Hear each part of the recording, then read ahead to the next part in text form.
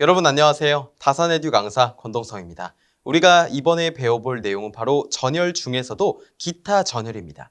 기타 전열이라고 해서 절대 이 부가적인 내용, 그러니까 중요하지 않은 내용이라는 것이 아니라 전열에는 여러 가지 종류가 있잖아요. 그렇기 때문에 이 범위 바깥에 조금 더 넓은 범위의 전열을 배워보자라는 것으로 이 부분에서도 많은 문제가 출제된 적이 있기 때문에 여러분이 이 파트도 좀 중심적으로 잘 들어주셨으면 합니다. 자, 기타 전열 시작하기 전에 먼저 전기 보일러라고 쓰여 있는데요. 우리 전기 보일러라고 하는 것은 많이들 들어보셨을 것입니다. 자, 발열체로서 전열선을 관 중에 직접 또는 간접으로 넣어서 가열하는 방식을 우리가 뭐라고 한다고요? 발열체식이라고 한다고요. 자, 이처럼 발열체식이라는 것이 있는데 이것은 설치 비용이 많이 들고 소형으로 적합하다라는 특징입니다. 자, 두 번째 특징은 전극식이 있어요. 두 번째 종류라고 할 수 있겠죠. 분류. 전극을 이번에는 관수, 관내 물이죠. 관수에 직접 삽입해서 관수가 직접 저항체가 되는 역할을 수행하는 것으로 대형으로 적합하다. 그래서 소형은 발열체, 대형은 전극식 이렇게 좀 알아두시면 되겠습니다. 자, 두 번째로는 이제 전기 용접인데요. 여러분 용접 아시죠? 용접하면은 마스크 같은 걸 쓰고서 반짝반짝하는 불빛으로 인해 그것을 지켜보면 안 되겠죠. 맨눈으로 물론. 그로 인해서 어쨌든 그런 용접이 있는데 그 용접에는 몇 가지가 있다고요? 7가지가 있다는 거예요. 첫 번째는 저항이 있고요. 두 번째 아크, 불활성 가스, 초음파, 플라즈마 제트, 수소가스, 전자빔 용접 이렇게 총 7가지가 있게 됩니다. 그리고 마지막으로는 용접 후에 어떠한 검사를 시행하게 되는지 그 검사에 대해서도 같이 알아보려고 합니다. 자, 먼저 저항 용접부터 볼게요. 자, 저항 용접이라고 하는 것은 맞대기 용접이 있고요. 겹치기 용접이 있습니다. 자, 뭐라고요? 이거는 맞대기. 그 다음에 두 번째는 겹치기. 어렵지 않습니다. 문장 그대로, 그러니까 단어 그대로 보시면 돼요. 맞대기는 뭐냐면 맞대었다라는 거예요. 겹치기는 뭐냐면 둘이 겹쳐 놓았다라는 것입니다. 그래서 맞대기 용접과 겹치기 용접 두 가지에 대해서 우리가 알아보려고 하는데 맞대기 용접에는 이러한 종류가 있습니다. 업셋과 플래시 용접이라고 하는 것이 있어요. 자, 업셋 용접이라고 하는 것과 플래시 용접이 있는데 접합하는 두 개의 봉을 뭐라고요? 맞붙여서 밀착을 시킵니다. 밀착을 시켜요. 이 그림에 보시면 이 왼쪽에 있는 그림이 어떤 거라고요? 업셋 용접이라고요. 교재 그림 같이 참고하시면 좋습니다.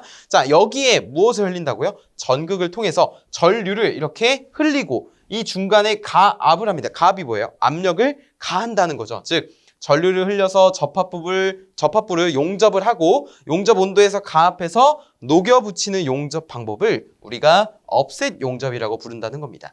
자, 두 번째 플래시 용접이라고 하는 것이 있습니다. 자, 플래시 용접은 우리가 왜 불꽃 용접이라고 하냐면 이 업셋 용접과는 다르게 플래시 용접은 여기 보시면 이 돌출 부분 여기에 무엇이 발생하는 거예요? 불꽃이 발생하는 거예요. 그렇기 때문에 이 불꽃이 발생한다 하여 불꽃 용접이라고도 합니다. 문제에서 간혹 플래시 용접이라고도 나오긴 하지만 불꽃 용접이라고 나오기도 하는데 그러면은 그것은 그냥 플래시 용접이구나 라고 이해하시면 되겠습니다. 자, 두 개의 금속 단면을 가볍게 접촉을 시킵니다. 가볍게 시켜요. 거기에 큰 전류를 흘려서 접촉점을 집중적으로 과열함으로써 적당한 온도가 되었을 때 압력을 탁 하고 가해주는 겁니다. 그러면 어떻게 되는 거예요? 용접이 되는 거예요. 그렇기 때문에 저항 용접 중에서 이 맞대기 용접에는 크게 이렇게 두 가지가 있다라고 기억을 해주시면 되겠습니다. 이 종류 꼭 기억을 해주세요. 자, 두 번째는 우리가 겹치기 용접입니다. 겹치기 용접. 겹치기 용접에는 크게 3가지가 있다라고 보시면 되겠는데 그중 첫 번째가 바로 점용접입니다. 이것은 점이 영어로 이제 스팟이잖아요. 그렇기 때문에 스팟 용접이라고도 부르게 됩니다. 그래서 아까도 말씀드렸듯이 둘 중 어느 것이 나오더라도 동일한 단어구나 라고 이해해 주셔야 돼요. 점용접이라고 하는 것은 지금 그림을 통해서 볼 수 있듯이 자, 접합하고자 하는 두 금속을 맞대어 놓습니다. 뭐라고요? 접합하고자 하는 두 금속을 이렇게 맞대어 놓아요. 자, 그 다음에 적당한 기계적 압력을 줍니다. 어떻게? 이렇게 주는 거예요. 이쪽에서 이쪽, 이쪽에서 이쪽. 그래서 전류를 흐르게 하면 전류가 흐르면 저항에서 무엇이 발생합니까? 열이 발생하죠. 자, 그 저항 열이 발생하는데 이로 인해서 이 압력이 가해지는 부위가 접합이 되는 것을 이용하는 것. 이것을 우리가 점용접이라고 부르게 됩니다. 여기 보시면 점이 이렇게 찍혀 있죠. 이 부분을 용접하겠다라는 것이에요. 자, 이렇게 되면은 표면을 매우 깨끗하게 용접을 할 수가 있다라는 것입니다. 자, 이것이 스폿 용접, 겹치기 용접의 첫 번째가 되겠고요. 두 번째는 우리 프로젝션 용접입니다. 프로젝션 용접도 굉장히 자주 출제되는 부분인데요. 자, 돌기라고 해석하시면 돼요. 프로젝션 하면 돌기 용접이구나. 자, 용접하려고 하는 금속판의 한쪽에 돌기 부분을 만들어 놓은 후에 압력을 가하면서 전류를 흘려주게 됩니다. 그러면은 압력을 가하면서 전류를 흘려주게 되면은 집중적으로 열이 발생한다는 거예요. 이때 발생하는 열로 용접하는 방법이 프로젝션 용접이다. 여기서 이 돌기가 핵심이 되겠죠. 전극의 수명이 길고 작업 속도가 굉장히 빠르고요. 그로 인해서 전기 기구라든지 아니면 자동차 부품을 제작하는 등 이런 것에 널리 사용되는 것이 바로 이 돌기 용접이 되겠습니다. 자, 그래서 그림도 한번 같이 참고를 해보시면 되고, 이러한 돌기 용접은 이러한 특징에 의해서 어떠한 효과를 거둘 수가 있냐면, 일단은 두께가 달라도 됩니다. 두께가 달라도 용접이 가능하고요. 그 다음에 서로 다른 금속 있죠? 이종 금속을 용접할 수 있다. 이종 금속 용접 가능이라고도 정리를 할 수가 있겠습니다. 자, 세 번째는 바로 심용접입니다. 심용접. 자, 심용접이 아까 전에 이제 점용접과 동일하게 앞글자가 이제 한 글자잖아요. 그렇기 때문에 간혹 이제 점용접과 심용접의 정의를 혼동하시는 분들이 가끔 계세요. 하지만 이 심용접이라고 하는 것은 이것이 핵심입니다. 롤러가 핵심이에요. 롤러를 여기다가 놓고요. 그 다음에 모재의 이동을 이렇게 이 방향으로 주게 됩니다. 그러면은 압력이 가해지게 되겠죠. 롤러에 의해서. 자, 압력이 가해짐으로써 전극 사이로 용접부를 끼워 넣어서 점 용접을 계속해서 반복하는 거, 이것이 심용접이 되겠습니다. 그러니까 점 용접을 반복은 하지만 점 용접과는 조금 다르죠. 핵심이 뭐라고요? 이 롤러가 있다라는 겁니다. 롤러를 이용해서 좀 용접을 하는 것, 이것이 심용접이다라고만 기억을 하시면 되겠습니다. 자, 우리 두 번째로는 아크 용접인데요. 아크 용접. 자, 아크 용접이라고 하는 것은 전원 공급 장치를 이용해서 금속 막대와 모재 사이에서 발생하는 바로 아크를 이용해서 금속을 가열하여 녹여서 접합시키는 방법. 이것을 우리가 아크 용접이라고 부르게 되는데요. 자, 여기 노란색으로 제가 수하 특성이라고 해놨는데, 이 수하 특성이 바로 핵심이 되겠습니다. 수하 특성이라고 하는 거는 이 단자 전압이, 그러니까 부하 전류가 증가했을 때 단자 전압이 감소하는 현상. 이것을 우리가 수하 특성이라고도 표현하는데, 어떻게도 표현하냐면 단자 전압이 변화하더라도 부하 전류가 일정하게끔 유지를 시켜준다. 그래서 우리가 이 수하 특성은 정전류 특성이라고 합니다. 뭐라고요? 정전류 특성. 정전류 특성을 이용한 기기는 이라고 물어보면은 우리가 아크 용접기, 아크 용접 장치, 이거를 꼭 기억해 내주셔야 합니다. 아시겠죠? 불활성 가스 용접을 보겠습니다. 불활성 가스 용접은 텅스텐 전극과 모재 사이의 방전을 이렇게 발생을 시킵니다. 그러면 그 방전된 곳 주위로 무엇이 발생하는 거예요? 주위로 발생하는 것이 아니라 주위에 무엇을 가해주는 거예요? 아르곤이라든지 헬륨과 같은 이런 보통 상태에서 다른 물질과 화학 반응을 하지 않는 어떤 가스? 불활성 가스, 불활성 기체를 부어줌으로써 산화를 방지하는 용접 방법입니다. 자, 여기 보시면 아르곤이랑 헬륨이 대표적인 불활성 기체인데, 이 헬륨이 아르곤보다 더 산화 방지 효과가 크게 됩니다. 하지만 널리 쓰이는 것은 아르곤이에요. 왜냐하면 이제 아르곤이 가격적인 측면만 말씀드렸을 때는 조금 더 저렴하기 때문이죠. 그래서 효과는 헬륨이 더 좋지만 산화 방지 효과가 아르곤이 조금 더 널리 쓰이게 된다. 자, 그다음에 여기 AL이라고 적혀 있는 건 이제 알루미늄이고요. MG는 마그네슘입니다. 자, 이런 스테인리스광, 기타 특수광 등의 방전 용접에 사용되는 것이 바로 이 불활성 가스 용접이 되겠습니다. 자, 네 번째는 이제 초음파 용접입니다. 초음파 용접. 초음파 용접은 무엇을 이용한 것일까요? 당연한 말이겠지만 물론 바로 초음파를 이용한 용접 방법입니다. 이 초음파 용접의 대표적인 특징 첫 번째는 무엇이냐면요. 우리 가압 하중이 적다라는 거예요. 가압 하중이 작다라는 겁니다. 자, 이 가압 하중이 작으면 어떻게 될까요? 가압 하중은 뭡니까? 압력을 가해주는 그 하중이 작다라는 거죠. 자, 이러면 어떻게 되냐면 이 변형이 작아요. 변형이 작다.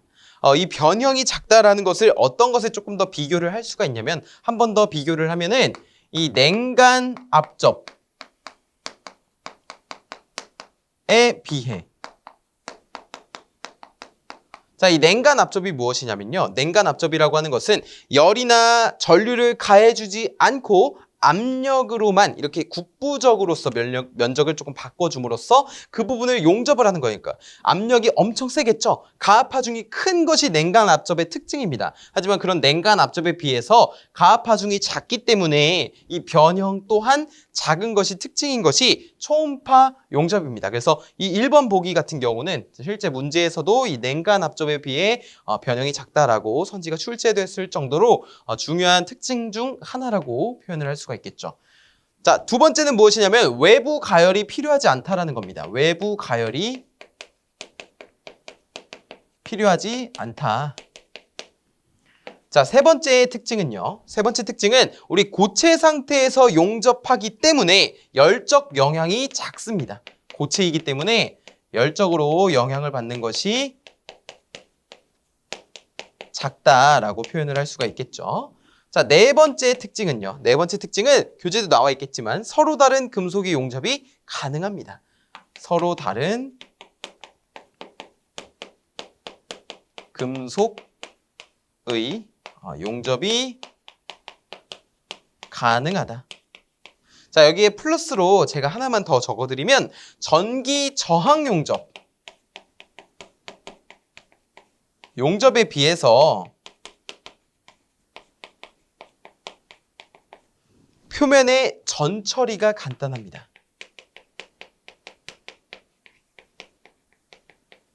이것도 좀 추가적으로 기억을 해주세요. 표면의 전 처리가 간단하다. 이 정도까지가 초음파 용접의 대표적인 특징이 되겠습니다. 자, 이 가압 하중이 작다라는 거 꼭 잊지 마시고요.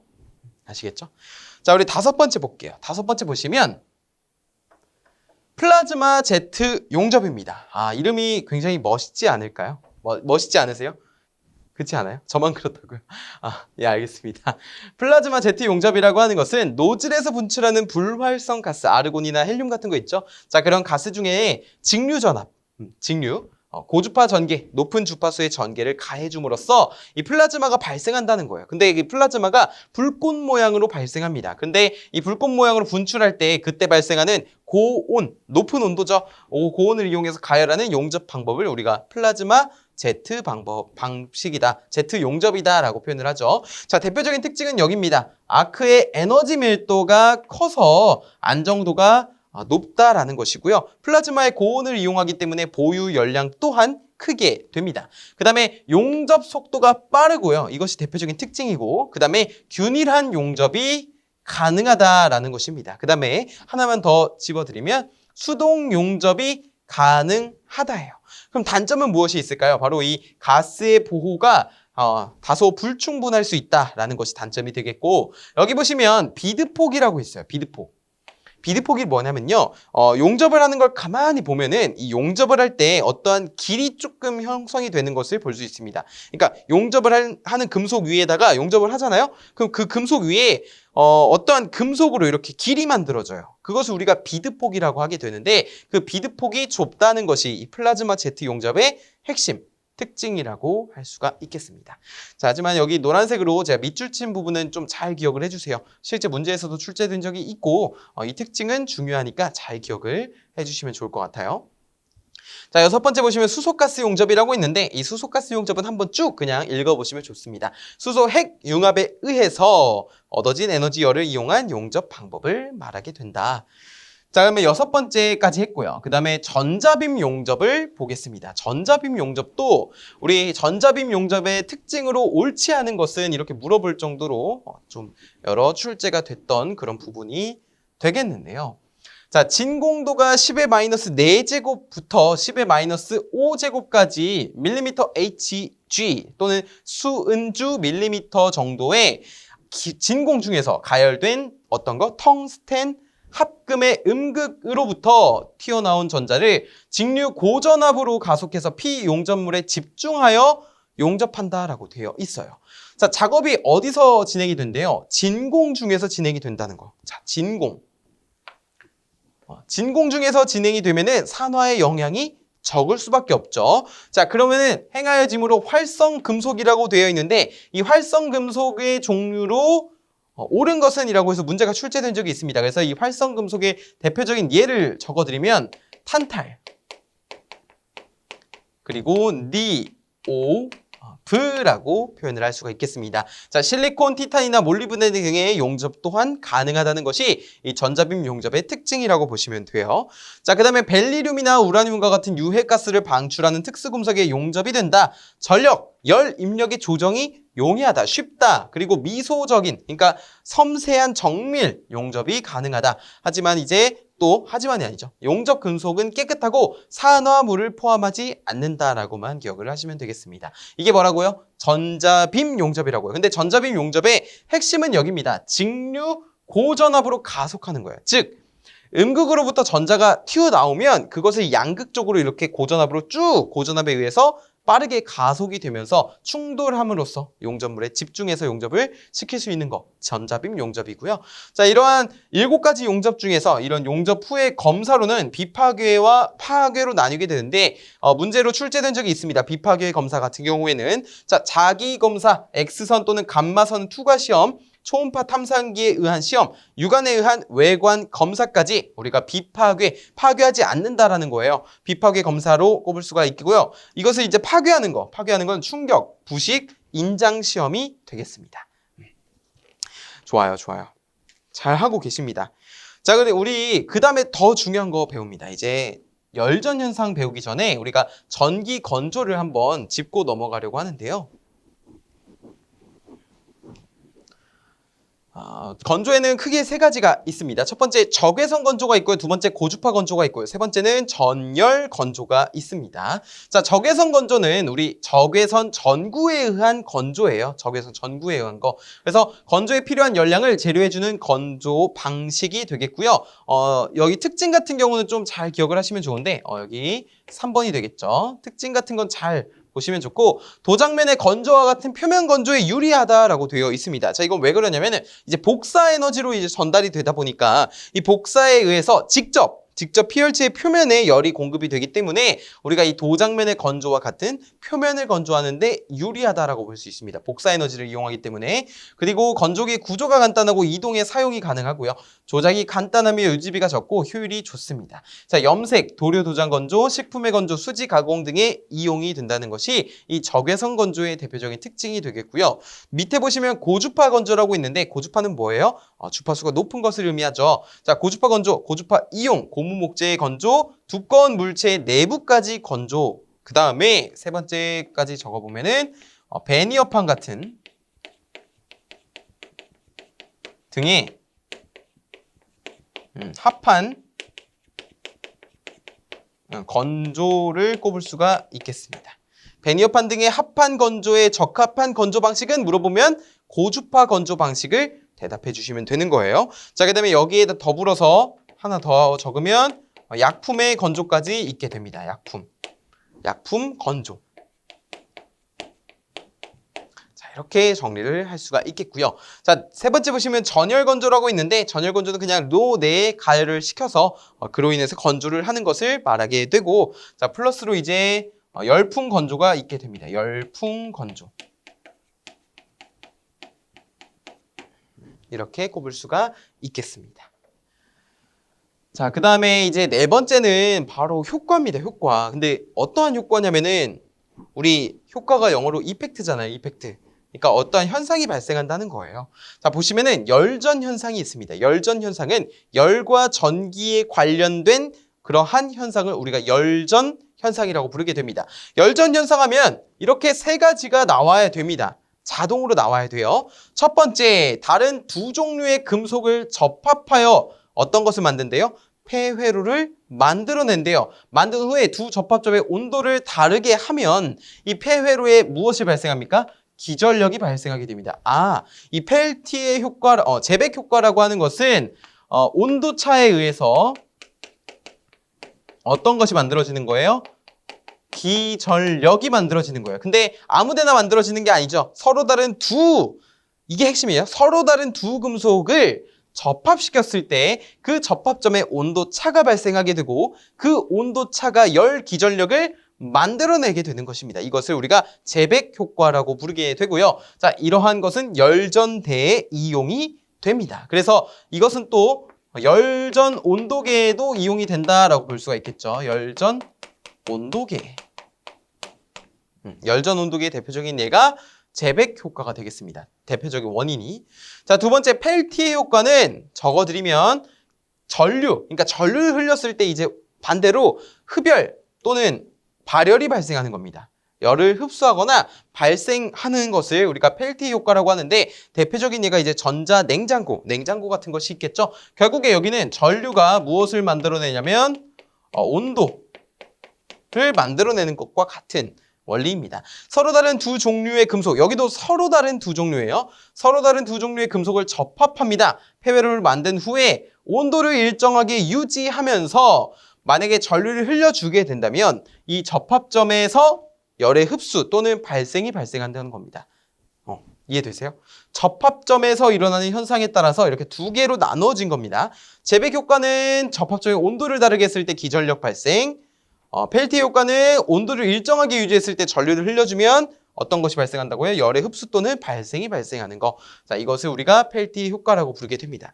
자, 그러면 그 밑에 톰슨 효과가 있는데, 자, 톰슨 효과는 무엇일까요? 바로 이번에는 같은 금속을 말합니다. 같은 금속 도선에서 온도차가 있을 때 전류를 흘려주는 방향에 따라서 일로 흘려주냐 아니면 일로 흘려주냐에 따라서 도선 속에서 열이 발생 또는 흡수가 일어나는 현상을 우리가 톰슨 효과라고 부르게 됩니다. 그래서 만약에 문제에서 이런 정의를 물어보고 이것은 무엇인가라고 할 수도 있고요. 그런 경우도 있었고 실제로. 그 다음에 아니면 이것에 좀 응용하는 예 있죠. 아까 전에 재백 효과 같은 경우는 열전 온도계 같은 거 또는 펠티 효과는 냉장고 같은 거 이런 예시로도 물어볼 수도 있으니까 여러분이 이 열전 현상 이렇게 세 가지는 꼭 기억을 해주세요. 꼭 아시겠죠? 자, 두 번째는 이제 표피 효과입니다. 이건 열전 현상은 아니고요. 효과 중에 두 번째가 되는 것이죠. 표피 효과는 우리 전기기사, 전기산업기사, 전기공사기사, 전기공사산업기사에서 이 전력공학에 대해서 공부를 하실 때 또는 전기자계학에 대해서 공부를 하실 때 만나볼 수 있었던 그런 개념이 되겠습니다. 첫 번째는 표피 효과입니다. 표피 효과가 뭐죠? 이 표면에만 흐르려는 성질, 어떤 것이? 전류가요. 그렇기 때문에 도체의 고주파 전류, 이제 전류의 이제 교류 같은 경우는 주파수가 높으면 높을수록 어떻게 돼요? 침투 깊이라고 하는 것이 얇아지게 되죠. 우리가 예를 들어서 이러한 전선이 있다라고 한다면 이 전선에 전류가 이렇게 들어가게 되는데 이 들어가는 침투 깊이를 델타라고 했을 때 델타 침투 깊이는 루트 파이 F 뮤 K분의 1m로 결정이 되었잖아요. 그렇기 때문에 이 F, 주파수라고 하는 것이 높아지면 이 델타, 침투 깊이는 낮아지게 되고 침투 깊이가 낮아진다는 것은 그만큼 중심 쪽으로 침투를 못한다는 것을 나타내니까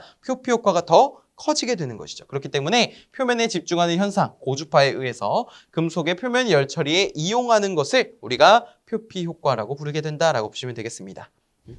세 번째는 홀 효과예요. 홀 효과 같은 경우는 이것만 기억하시면 됩니다. 우리 열전 현상은 다른 곳에 제쳐두고 홀 효과만 보면요. 금속이나 반도체가 먼저 나와야 되고요. 거기에 무엇을 흘려주냐면 전류를 흘려주게 됩니다. 자, 이것과 직각 방향으로, 이 전류와 직각 방향으로 자계를 가해준대요.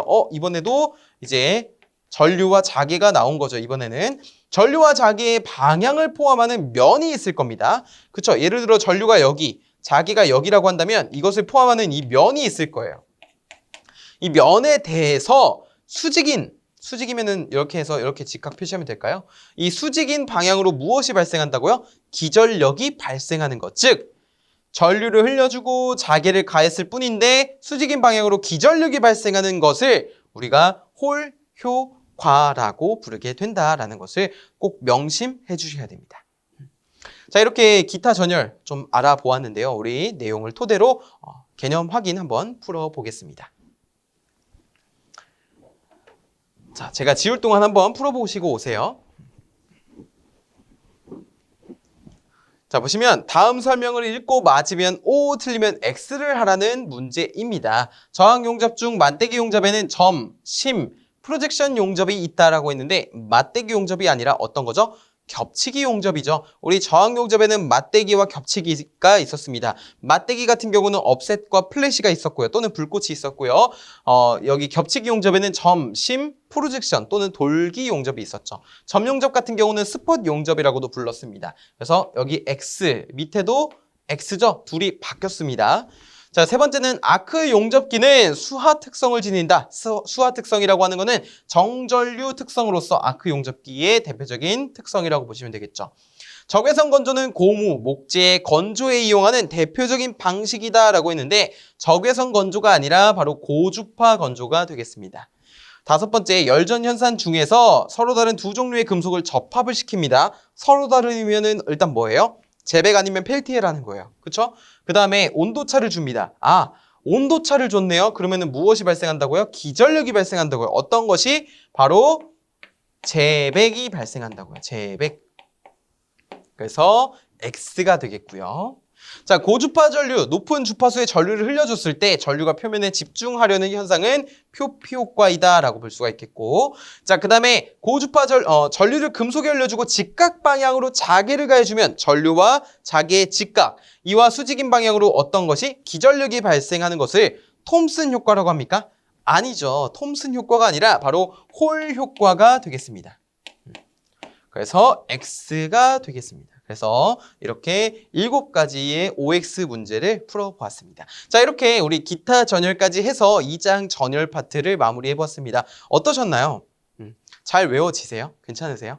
정말 꾸준히 잘 하고 계십니다. 우리가 이러한 스피드로 계속해서 꾸준히 나아간다면 분명 나중에 좋은 결과가 있을 것입니다. 오늘도 공부하시느라 정말 고생 많으셨고요. 저는 또 다음 강의에서 찾아뵙도록 하겠습니다. 감사합니다.